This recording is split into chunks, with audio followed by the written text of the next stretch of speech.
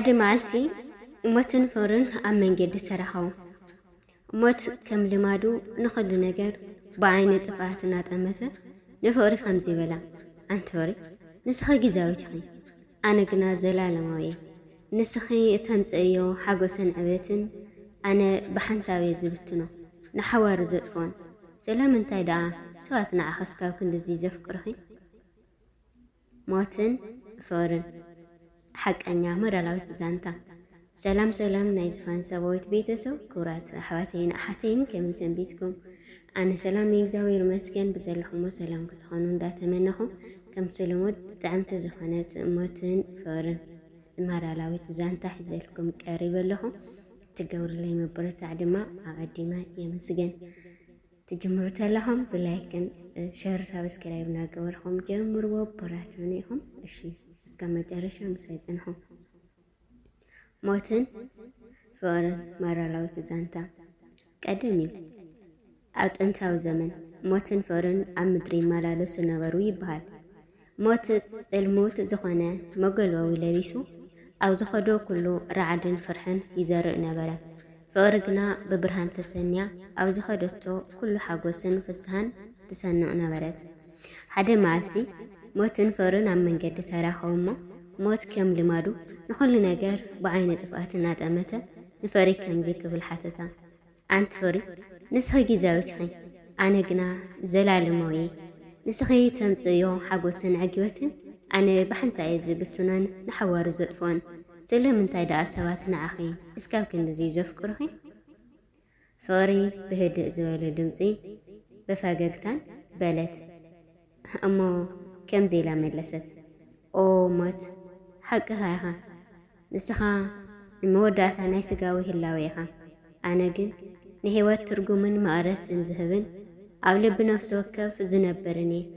ሰባት ንዓይ ዘፍቅሩኒ ህይወቶም ባዶነት ከይውሕቶ ስለ ዝገብር እየ። እወ በርግጽ ንስኻ ንሰብ ካብዚ ዓለም ትወስዶ ኢኻ። ኣነ ግና ኣብ ልቢ እቶም ዝተረፉ ሰባት እነብርን ህይወቶም የመቅርን። ሞት ኣስተንተነ፣ ከመይ ማለት ኸዩ ድማ በላ። ፍቅሪ ቀጸለት፣ ሓደ ሰብ ምስ ሞተ እቶም ዘፍቅርዎ ሰባት ብኣኻ ምኽንያት ይሓዝኑ። እቲ ሓዘን ግና ምልክት ናይቲ ንስኻ ክተጥፍኦ ዘይትኽእል ዝነበረ ፍቅሪ እዩ። ነቲ ዝሞተ ሰብ ብፍቅሪ ይዝክርዎ፣ ታሪኹ ይነግሩ። እቲ ዝገደፍዎ ፍቅሪ ከም ብርሃን ኮይኑ ንወለዶታት እናተዘንተወ ይነብር።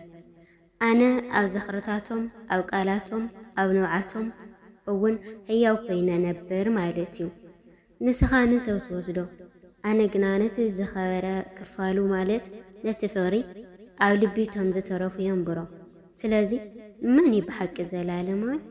እቲ ዝጠፍእ ዶ ወይስ እቲ ንህይወት ጣዕሚ እናወሰኸ ዝነብር ወትሩ ዝዝከርን? ሞት ንመጀመርታ ግዜ ኣብ ቅድሚ ፍቅሪ ስቕ ክብል ጀመረ።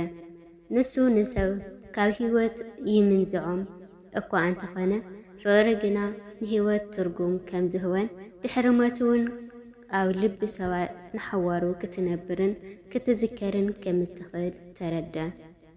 ሞራላዊት ናይ ዛዛንታ ሞራል ሞት መወዳእታ ናይ ስጋዊ ህይወት እዩ።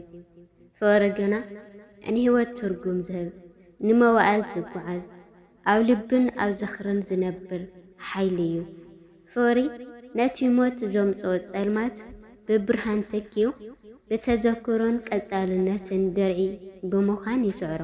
ስለዚ ንዘይተርፍ ሞትና ብፍቅርን ስኒትን ንሕድሕድና ብምክብባርን ንሞት እንስዓሮ። ሞራላዊትን ኣዝያ ማህሪትን ዝኾነት ዛንታ ሒዘልኩም ዘቕረብኩ ንዚኣ ትመስል ነይራ። ስለትገብሩለይ መበረታታዕ፣ ስለትገብሩለይ ሓገዝ፣ ስለትህውኒ ሞራላዊ ምኽሪ ኣዝየ ዘመስግን። ክቡራት ቤተሰበይ ቀጻሊ በርቲዕና ጠንኪርና ክንቕጽል ድማ ናትኩም ሞራል ናትና ምግቢ እዩ እሞ ሞራልኹምን መበረታታዕኹምን ኣይፈለየና እናበልኹም ምሳይት ካብ መጨረሻ ስለዝጸናሕኩም የመስገን ልትገብሩለይ ሓና መስገንኩ ኣብዚ ክፍል የኩም ቀጻሊ ብከምዚ ዓይነታት ንባዕልና ክምህርና ዝኽእሉ ናብ የማን ዝመርሑና ጽሑፋት ክንርኢ ዘለኹም ከመጽያ እስካብ ሸዑ ሰሰናዩ